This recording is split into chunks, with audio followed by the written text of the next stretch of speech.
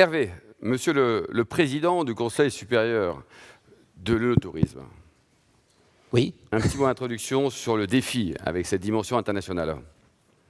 C'est difficile de redire ce que j'ai dit tout à l'instant, mais je vais trouver autre chose, bien sûr. La concurrence internationale, aujourd'hui, elle existe.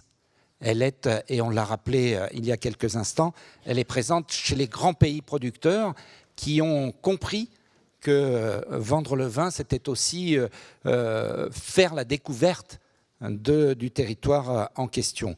Et donc, nous, face à cette concurrence, eh bien, il faut qu'on soit parfaitement impliqué et qu'on puisse faire en sorte que cette découverte du vin, ces 4 millions de touristes qui viennent ici, ils soient les ambassadeurs de beaucoup d'autres qui viendront découvrir notre pays. Je voudrais juste dire un petit mot sur la mutation du tourisme.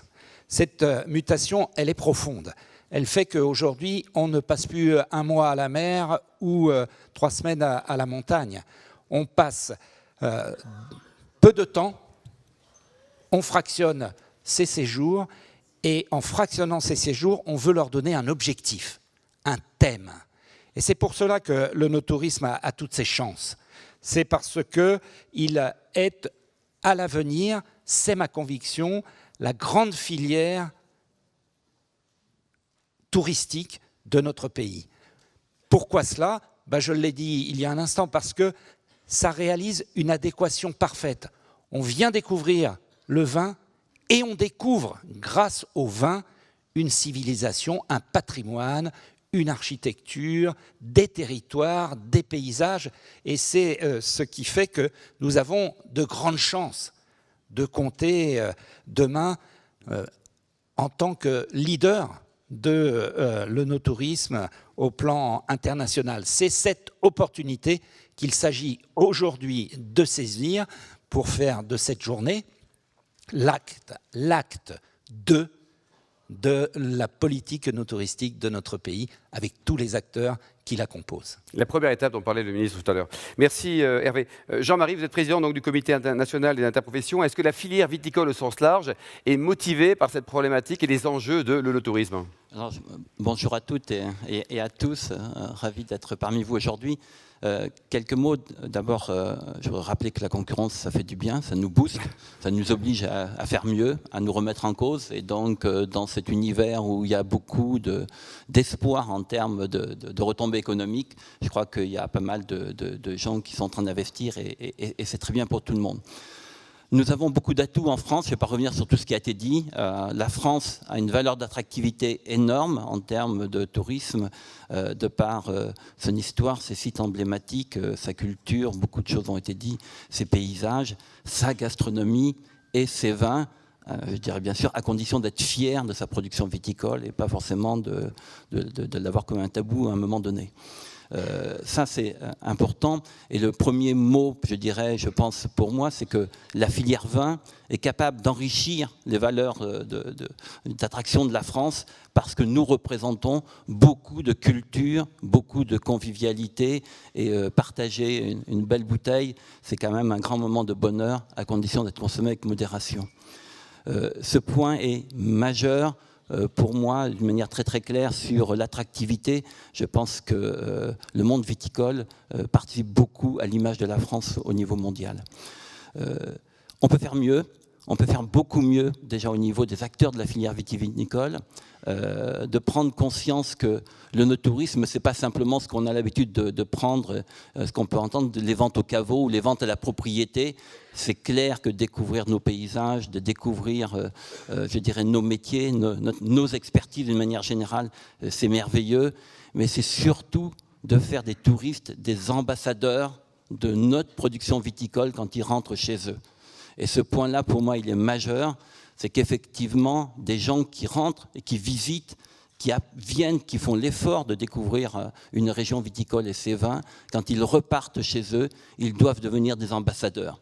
Et ça, c'est clair dans notre capacité en termes de commerce extérieur. Pour demain ou après-demain, ce sont des éléments très très forts en termes de développement économique.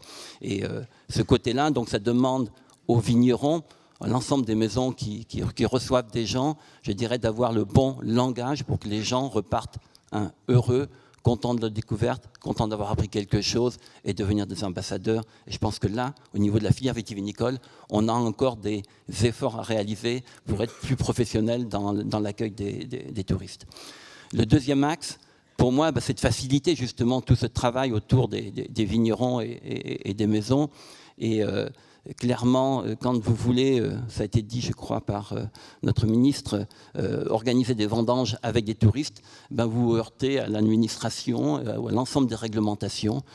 Non seulement vous devez être un expert de la réglementation vitivinicole, mais vous devez être très bon aussi par rapport à la réglementation des établissements recevant du public, par rapport à tout un tas d'autres réglementations. Et de grâce, si administrativement on pouvait avoir un guichet unique ou des gens qui nous répondent clairement en termes d'activité pour ne pas aller dans tous les sens, les entreprises sont des PME et on ne peut pas être expert dans tous les niveaux. Donc si on pouvait simplifier, ça serait merveilleux en termes de démarche de progrès. Le dernier point... Le dernier point, j'ai envie de dire, c'est un peu la même chose au niveau des aides que nous avons et de la mise en avant, je dirais, de ces territoires France et de nos territoires dans les différentes régions, entre l'État français, entre Atout France, entre les régions, les nouvelles, les anciennes, les départements, les offices de tourisme. Si quelqu'un dans la salle pouvait m'expliquer tous comment les gens travaillent ensemble, ou pas contre les uns et les autres, pour avoir une véritable, je dirais, feuille de route dans les différents bassins viticoles, ça serait aussi assez merveilleux. Et je vous garantis que ce point-là aussi, il est un petit peu perturbant au niveau des acteurs de la filière vigne et vin. Donc je pense qu'on a encore une bonne démarche de progrès. Merci. Et que déjà, on est pas mal, puisqu'on est leader au niveau de la vente de vin au niveau mondial. On est leader en termes d'accueil de visiteurs étrangers. Donc, je pense que si on se soigne un petit peu et qu'on progresse encore un peu, on peut rester leader pour de nombreuses années. Et c'est tout le vœu que je souhaite faire ici. Merci. Merci Jean-Marie. Jean-Marie, leader à l'applaudimètre pour l'instant. Sylvie Caz, présidente de la Fondation pour la culture et les civilisations du vin. Combien de visiteurs cette année à la Cité du Vin à Bordeaux ? Alors, on a ouvert le 1er juin 2016 et nous avons fêté notre 1 000e visiteur au mois d'août cette année. Donc ça fait en un tout petit peu plus de 2 ans. Alors, quelle est ta vision des choses avec ton prisme de femme du vin, également de tour opérateur, et également de président de la Cité, en tout cas de la Fondation ? Alors, je pense qu'il est très important d'avoir une structuration et je pense que la Cité du Vin a été, dans ce domaine-là, extrêmement importante pour la filière œnotouristique bordelaise. Vous savez que c'est un projet très ancien qu'Alain Juppé avait souhaité il y a plus d'une vingtaine d'années. À l'origine, c'était une viticultrice qui avait porté ce projet. À l'origine, ce projet devait se situer dans un ancien bâtiment et devait simplement parler des vins de Bordeaux. Mais nous avons été face à un double enjeu. Le premier, c'était de dire la filière viticole est ancrée dans ses traditions. Il faut peut-être un peu changer cette image. Et puis la ville de Bordeaux, bien sûr, avec son architecture 18e, méritait un lieu beaucoup plus contemporain. Et puis, d'autre part, il était très important de pouvoir prouver que le vin, évidemment, c'était un patrimoine, c'était une culture que nous partageons avec beaucoup de pays dans le monde. Et pour cela, il a été choisi de parler non pas des vins de Bordeaux seulement, mais de tous les vins du monde. Et c'est en ça que la Cité du Vin est aujourd'hui exceptionnelle, par son architecture tout d'abord, qui est résolument contemporaine, voire futuriste, et puis également par le fait qu'elle parle de tous les vins du monde sous un mode interactif très, très, très engageant et très, très amusant. La troisième raison pour laquelle la Cité du Vin est assez unique en son genre, c'est que c'est le fruit du travail de tout un peuple, si l'on peut dire, d'une filière à la fois publique et privée. Sur un budget de 81 millions d'euros, il y a plus de 25% des fonds qui sont issus de fonds privés. Bien sûr, le projet a été porté par la ville de Bordeaux, avec la participation de toutes les collectivités territoriales, y compris l'Europe, mais également par toute une filière, puisque d'abord l'interprofession avec le CIVB nous a beaucoup aidé, et puis également nous avons eu 80 mécènes qui ont permis de lever 20 millions d'euros, ce qui pour un équipement de loisirs en France et équipement culturel est absolument unique. Est-ce que le no-tourisme à l'international peut ou doit guider le no-tourisme en France, selon toi, Sylvie ? Alors d'abord, le no-tourisme international est un modèle. Nous avons commencé dans les années 70 et 80 en voyant ce qui se passait aux États-Unis. Et on a mis un certain temps en France, mais on y est arrivé. Aux États-Unis, bien entendu, ils sont loin, loin, loin devant nous, et on s'est aperçu que ça a vraiment drivé toute la filière viticole. Donc, se servir des modèles existants, oui, bien entendu. Et d'ailleurs, pour la Cité du Vin, c'est ce que nous avons fait. Nous avons été voir plusieurs modèles dans plusieurs pays. Mais il faut aussi se dire que ce modèle, il doit attirer aussi beaucoup de gens de l'international. Et pour ça, bien sûr, on fait un travail de marketing auprès de tous les pays du monde, mais c'est très difficile. Mais aussi, il faut pouvoir faire rayonner notre no-tourisme. Et notre prochain rôle pour la Cité du Vin, c'est de pouvoir faire rayonner cette cité aux quatre coins du monde. Alors comment ? D'abord parce que nous avons un projet aujourd'hui pour lequel nous avons été sollicités en Chine, à Pékin, où nous allons créer un village des vins français. Deuxièmement, à travers des expositions. Donc nous avons en projet une grande exposition sur la culture du vin qui sera une exposition itinérante, en particulier sur l'histoire des vins, qui sera une exposition itinérante probablement en commençant par les États-Unis. Et puis un petit projet qui est dans les cartons qu'on a évoqué avec Audrey Brolot il y a quelques jours à l'occasion de l'année de la culture japonaise en France. Eh bien, il y a l'année Retour en 2021 et nous espérons pouvoir créer une exposition sur les vins français à Tokyo en 2021. Sylvie, on parle pas mal de création de nouvelles cités, notamment à Reims, par exemple, sur le thème du champagne ou des bulles. C'est une bonne chance, c'est une chance pour la France également, ce genre d'initiative ? Absolument, absolument. Il faut que dans chaque région, il y ait des lieux qui soient des relais entre les touristes étrangers qui viennent en France et les gens du territoire et les participants du territoire. Toutes ces cités vont devoir être reliées, ça sera très important de créer ce réseau et de faire un réseau qui ensuite va rayonner à travers l'international. Monsieur le ministre nous a quittés, mais moi j'ai entendu... Oui, il est allé voir la culture, il revient. Voilà, il va revenir tout à l'heure. Mais j'ai entendu quelque chose de très fort. Je pense que nous avons un outil qui est aujourd'hui la manifestation Goût de France, qui a été créée il y a quelques années et qu'apparemment la France veut aujourd'hui développer. Vous savez que l'Italie a une longueur d'avance sur nous puisqu'il y a des restaurants italiens dans le monde entier qui font la promotion du territoire italien et de la gastronomie et de ses vins. À nous maintenant de créer des outils qui vont aller à l'international, être l'image de notre gastronomie, de nos vins et qui vont pouvoir parler de l'excellence française. Enfin, Sylvie, tu es également présidente du Wine Business Club de Bordeaux, voilà, que tu as créé. Et ce soir, il paraît que vous avez un invité formidable, côté foot. Oui, alors c'est pour ça que je vous prie de m'excuser de ne pas pouvoir rester avec vous cet après-midi. Nous recevons Joe Dagrossa. Vous ne savez pas qui est Joe Dagrossa, c'est juste le nouveau propriétaire des Girondins de Bordeaux. Là, pour les amateurs de foot, voilà, c'est quelqu'un de très important aujourd'hui. Il est américain et il vient spécialement des États-Unis. Donc voilà, je ne pouvais pas manquer ma soirée ce soir. Allez, pardonnez-moi. Merci Sylvie. Thomas, donc tu es président des vignerons indépendants. Ça représente combien de vignerons au total, les vignerons indépendants ? Nous sommes légion. Nous sommes très nombreux, oui. Les vignerons indépendants de France ont 7000 adhérents, mais au-delà des adhérents propres du syndicat, il y a 25 000 à peu près vignerons en cave particulière en France. Et on ne peut évidemment pas parler de no-tourisme sans parler des vignerons indépendants, parce que ce sont eux, je pense, qui en sont réellement l'âme. Au-delà des navires amiraux que nous avons, qui sont évidemment très nécessaires, alors je pense évidemment à ce qu'a fait notre amie Florence Catiard, ce que vous faites à Bordeaux, évidemment aussi, ce que mon voisin du Luberon, Paul Dubrul, est en train de mettre en place aussi, qui est remarquable. Nous avons besoin de ces flagships, mais au-delà de ça, je crois que ce qui fait la spécificité de la France, ce qui va faire que nous allons continuer à croître et embellir et à prendre des parts de marché, non seulement donc en volume, mais en parts de marché, c'est que la France est peut-être avec l'Italie le seul pays viticole où il y a autant de petits domaines qui sont en capacité de recevoir et d'apporter quelque chose d'absolument unique aux énotouristes.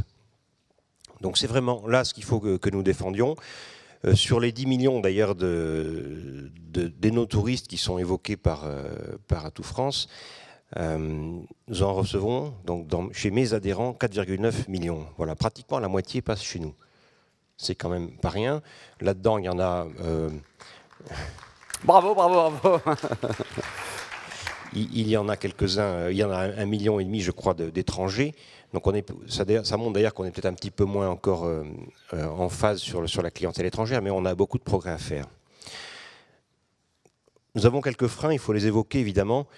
Le ministre lui-même en a parlé tout à l'heure. Jean-Marie, tu l'as évoqué aussi. Il y a des points réglementaires qui nous ennuient. Alors comme je suis un opérateur de base, je vais parler de choses très concrètes. Quand je ne peux mettre par exemple que 2 panneaux pour indiquer comment aller chez moi, si je suis au bord d'une grande route, ça va bien. Si je suis au fin fond du Luberon, c'est déjà moins facile. Les ERP, voilà, les législations compliquées. Quand je veux faire une vendange, donc faire venir des gens qui vont payer pour faire la vendange chez moi, j'ai des risques de requalification en travail dissimulé. Alors j'espère, Hervé, que peut-être tu pourras nous donner des bonnes nouvelles là-dessus ce soir, parce que le ministère du Travail doit sortir un texte simplifiant un petit peu la chose. Voilà, donc tout ça, il faut absolument arriver à le simplifier. Sans parler, mais je crois que quelqu'un après nous en parlera très bien, de cette espèce de perversion française qui consiste à dire que dans une partie des sphères gouvernementales et sociétales, que le vin est un poison. Alors c'est toujours difficile de faire la promotion d'un poison. Donc là, il faudra qu'on en reparle aussi. Enfin, pour nous, vignerons, c'est aussi, ça a été évoqué par Paul aussi tout à l'heure, on vient de vivre une année très compliquée viticole dans certains endroits, à cause du mildiou. L'année dernière, c'était la sécheresse, le gel. Nous avons besoin, nous, de diversifier nos sources de revenus. Et l'œnotourisme, pour nous, est vraiment quelque part, c'est une assurance qui nous permet d'avoir un point d'ancrage différent d'une manière économique. Voilà. Nous sommes petits, nous avons besoin d'avoir plusieurs sources de revenus. Et là encore, il faut que nous puissions ne pas avoir trop de problèmes de fiscalité. Et ce gouvernement, d'ailleurs, nous y a aidés. J'ai en face de moi une députée qui nous a aidés particulièrement sur le sujet pour faire évoluer. Il y en a un autre, d'ailleurs, sur le plateau. Et je les en remercie. Merci Thomas. On peut l'applaudir, Thomas Montagne, le président des vignerons indépendants de France. Coralie, alors vous êtes enseignant-chercheur, la chaire vin et tourisme à l'école de management de Strasbourg. Un mot sur cette initiative qui est récente, Coralie, hein, ça débute en 2017. Oui, bonjour à tous. Alors, donc Coralie Allaire, moi je porte cette initiative au niveau de la région Alsace depuis mai 2017. Donc qu'est-ce que c'est qu'une chaire pour la majorité d'entre vous? En fait, on pourrait définir ça comme un dispositif de partenariat entre des entreprises, donc de la filière vin et tourisme, et des écoles de commerce et universités. Donc aujourd'hui, on a 3 principaux mécènes financeurs de cette chaire.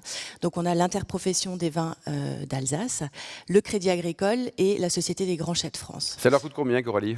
Ça coûte combien chaque année? Alors 10 000 € à peu près par mécène, et il y a un engagement de 3 ans, donc sur un financement collaboratif. Et vous êtes à la recherche d'autres partenaires ou c'est fini? Oui, bien sûr. Bon. Mais on travaille également avec de plus petites structures où on fait du mécénat de compétences. Alors bien sûr des vignerons, je dirais, régionaux. On a l'agence d'attractivité d'Alsace également qui nous soutient. Et on travaille avec des prestataires œnotouristiques ainsi que des cavistes. Donc ça, c'est également important. Tout ça pour dire qu'on est une communauté en fait d'enseignants-chercheurs à la fois en France et à l'étranger. Donc ça regroupe des enseignants, bien sûr, de l'école de commerce de management de Strasbourg, mais également de l'université de Reims. On a des collègues sur Montpellier, sur Toulouse, donc, et sur Perpignan. Et on travaille avec nos homologues à l'étranger, donc en Californie notamment, et en Australie, sur des thématiques d'intérêt, donc pour la filière autour du vin et du tourisme. Et on s'inspire, ce qui a été dit précédemment, des bonnes initiatives, des projets œnotouristiques qui ont été menés à l'étranger. Et on porte la bonne parole au sein de la profession. Il y a d'autres chaires sur ce même modèle qui existent, et s'il n'y en a pas, est-ce que ce serait souhaitable d'en créer d'autres, peut-être, Coralie? Alors la célébration, la concurrence chère au cœur d'Ave Novelli, avec notamment le statut d'auto-entrepreneur et puis les Uber qui sont venus. Coralie? Alors aujourd'hui en France, donc il n'y en a qu'une. Donc c'est ça l'idée de fédérer. On parlait de mettre donc différents types de personnes autour d'une table. Donc c'est bien l'objet de ce think tank, de ce cluster, de cet écosystème où on est vraiment au service de la formation des jeunes, des futures personnes qui prendront le relais au niveau des offres no touristiques. Donc je crois vraiment à la co-construction en fait des compétences du futur avec les professionnels et au sein des universités. Ça porte également un autre message, je dirais la formation tout au long de la vie. Donc il est important, on parlait de structuration des offres, il est important en fait de manière collective de se former justement à ces compétences du futur de manière collective. Et j'insisterai également sur le fait qu'il est important de faire un lien entre le monde universitaire et les entreprises, parce qu'on pense toujours qu'on est dans notre bulle, ce qui n'est pas le cas. Donc on vulgarise nos travaux de recherche, on est missionné par les entreprises pour travailler sur des problématiques réelles. Je vais en citer quelques-unes, on parlait des générations, des millennials, ça a été cité ce matin. Donc j'ai une collègue en ce moment qui est en Uruguay et qui présente ses travaux sur cette nouvelle génération de consommateurs, donc la génération Z, donc au congrès mondial de l'OIV, par exemple. Et on porte également, donc l'année prochaine, au mois de juin, un workshop, donc ça c'est important aussi, où on mobilise l'ensemble des collègues au niveau international, que ce soit d'Australie, d'Afrique du Sud, des États-Unis, de la France, et on invite les professionnels à venir partager leurs problématiques et leur présenter les thématiques sur lesquelles on travaille. J'insiste encore sur un point, voilà, sur la formation. Donc, les formations que l'on porte au sein de l'école de management, donc ce sont des masters 2, donc qui ont vocation à former des apprentis et des formations continues. Donc ça, c'est important également, une immersion de ces étudiants dans le monde professionnel. Il y a un binôme gagnant-gagnant qui se fait. On a des professionnels qui viennent faire cours dans nos formations et nous, les académiques, apportons de la méthode, des théories pour structurer l'ensemble. On croit également à tout ce qui est EducTour à visée pédagogique, donc vraiment cette vision immersive sur un territoire. J'étais très récemment en Pfalz ou encore en Italie ce week-end, donc vraiment pour montrer aux étudiants l'importance en fait de la dimension internationale de l'œnotourisme. Merci Coralie, comme on peut le dire chez le Romain. Merci Coralie. Merci. Jean-François Portarieux. Alors Jean-François, vous êtes député de Haute-Garonne et bravo pour ce rapport qui a été adopté à l'unanimité en octobre. Ça n'arrive pas tous les jours ça, hein? Ça, je ne sais pas. Moi, le rapport en question, je l'ai démarré. C'est un rapport, j'étais rapporteur d'une mission d'information sur la promotion touristique de la France. L'attractivité. L'attractivité, voilà. C'est un travail qui a débuté au mois de novembre dernier. On a auditionné une 50aine de personnalités et j'ai rencontré à peu près autant d'experts. Bon, les conclusions, pour faire court, parce que le rapport il fait 78 pages, il est disponible gratuitement sur le site de l'Assemblée nationale. Pour faire court, en France, on sait bien faire de la promotion touristique. Et je ne dis pas ça parce que Christian Mantéi est dans la salle. C'est un fait. Donc on va atteindre très probablement l'objectif qui a été défini par le ministre tout à l'heure, qui avait été assigné par le président de la République l'an dernier, c'est-à-dire d'atteindre 100 millions de visiteurs étrangers, de touristes étrangers, à l'horizon 2020. Pourquoi ? Parce que la croissance mondiale du tourisme, elle progresse à un rythme d'environ 8% par an. Vous avez chaque année 30 millions de touristes chinois en plus. Donc on va en capter mécaniquement quelques millions. Donc, on sait faire revenir des touristes étrangers dans notre pays. Mais il y a deux effets pervers, une menace et une inquiétude. La menace, elle tient sur la surpopulation touristique, le surtourisme. C'est-à-dire que ces touristes étrangers se concentrent sur un nombre limité de territoires. Même pas Paris d'ailleurs, mais les bords de Seine. Ils ne vont pas dans le 19e, dans le 18e, les bords de Seine. Donc, première menace, le surtourisme. Et deuxième point, une inquiétude quant aux dépenses de ces touristes étrangers. Les recettes générées par ces visiteurs étrangers. L'objectif est d'atteindre 60 milliards d'euros de recettes générées à l'horizon 2020, 100 millions de touristes étrangers pour 60 milliards d'euros de recettes. On est actuellement à, semble-t-il, 56-57 milliards. Mais c'est plus compliqué parce que là, la tendance, elle n'est pas aussi bonne comme vous voudrez bien le croire. Depuis 2009, la croissance des dépenses en France a augmenté de 18%. De l'autre côté des Pyrénées, en Espagne, elle a augmenté de 45%. Aux États-Unis, elle augmente également. Donc, l'augmentation est plus faible sur notre territoire qu'ailleurs. Pourquoi?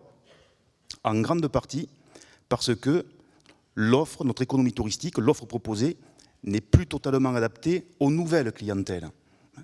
On a une économie touristique qui a été bâtie au lendemain de la guerre sur le tourisme social. Il s'agissait de faire repartir les travailleuses et les travailleurs en vacances, avec les comités d'entreprise qui sont devenus propriétaires d'un certain nombre d'installations, donc tourisme social. Puis, une trentaine d'années après, on s'est ouvert au tourisme international, mais essentiellement des clientèles anglo-saxonnes, des clientèles issues d'Europe du Nord. Et aujourd'hui, la croissance mondiale, elle est portée par les touristes issus du sud-est asiatique. Et là, on n'a pas une offre très adaptée. Exemple, on est très très bon depuis quelques années, depuis que Laurent Fabius a demandé aux consulats, aux ambassades, au personnel diplomatique d'accélérer les délais de délivrance des visas, on est assez performant. En Inde, sur ces 3 dernières années, on a doublé le nombre de visas touristiques qui sont délivrés en 48 heures. Bon, ça c'est très bien. Donc on a doublé le nombre de touristes étrangers issus d'Inde. Le problème, c'est qu'en Inde, 50% de la population est végétarienne. Donc ces touristes étrangers, lorsqu'ils arrivent, lorsqu'ils sont à Paris, voire dans les territoires, ont des difficultés tout simplement à se nourrir. On a une offre qui n'est pas totalement adaptée. Bon. Et dans ce contexte-là, le no-tourisme a un double enjeu. Il répond doublement à cette problématique. Un, parce qu'il permet de répondre à la question du surtourisme, de la surpopulation touristique, par une meilleure irrigation du territoire, puisque il y a près de 70 territoires labellisés vignobles et découvertes. Donc ça peut permettre d'irriguer notre pays. Et 2, le montant dépensé par un non-touriste est bien supérieur au montant moyen dépensé par un touriste étranger en France. Donc si on développe le no-tourisme, on améliore l'offre de notre économie touristique et donc les recettes qui sont générées. Je ne sais pas si je suis... On suit très bien. Tout va bien, Jean-François. Parce que donc c'est plus rentable qu'un Indien qui vient, qui ne mange pas de viande et qui ne boit pas de vin. Quoi, voilà. En fait, je ne veux pas vous assommer de chiffres. En gros, ouais. Ouais. Je veux pas vous... L'Indien boit du vin. Hein. Bon, ça c'est bien. Il en produit aussi. Attention au péri d'Indien. Oui. Oui. Je ne veux pas vous assommer de chiffres parce que l'essentiel du rapport porte justement sur la production des données. Et je ne me suis pas fait des amis chez l'INSEE ou au sein de la Banque de France parce qu'on les a un peu titillés, pour le moins. Merci Jean-François. Alors pour terminer, le prochain match du 15 des parlementaires, c'est quand et contre qui? Ça, c'est... Parce que là, c'est un vrai sujet. C'est le neurotourisme, oui. C'est bien, mais le rugby, c'est mieux, non, Jean-François? Oui, parce qu'à l'accent, vous avez deviné que je ne suis pas du nord de la France. Donc, je suis député de Toulouse et je suis capitaine du 15 parlementaire. Je suis un joueur de rugby. Et le prochain match, c'est quand? Et le prochain match, c'est samedi, si le bus arrive jusqu'au stade. Ouais. Il y aura 15 gilets jaunes, mais pour l'encadrer, quoi. Bravo. François Bonneau, président de la région Centre-Val de Loire. Vous avez joué au rugby, François, ou pas? Je regarde. Et il y a un peu plus de grandes équipes dans le sud que dans le nord ou dans le centre. Mais la vigne et le vin sont très très bien répartis sur le territoire national. En tous les cas, très présents dans une région, Hervé, dont nous avons le bonheur de partager les qualités et l'attractivité au quotidien. Alors les enjeux justement de l'œnotourisme dans cette belle région? J'ai écouté avec beaucoup d'intérêt. Le sujet, c'est, je crois, l'expérience globale. C'est vraiment l'expérience globale. C'est à la fois, bien évidemment, une démarche qui est une démarche de tourisme, mais qui ne fonctionne que si elle a un objet spécifique. Et cet objet spécifique, il est à l'évidence et de plus en plus lié aujourd'hui à la vigne et au vin, à l'accueil autour de la vigne et au vin, à la culture autour de la vigne et du vin, à ce que la vigne et le vin ont créé à la fois au niveau des paysages, au niveau des villages, au niveau des organisations. Et donc le sujet pour une région et pour le Val-de-Loire, le sujet c'est d'arriver à mettre véritablement en très grande cohérence et en visibilité l'ensemble de cette chaîne pour une expérience qui, j'insiste sur ce qui a été dit, c'est pas simplement acheter ou rencontrer, c'est beaucoup plus que ça.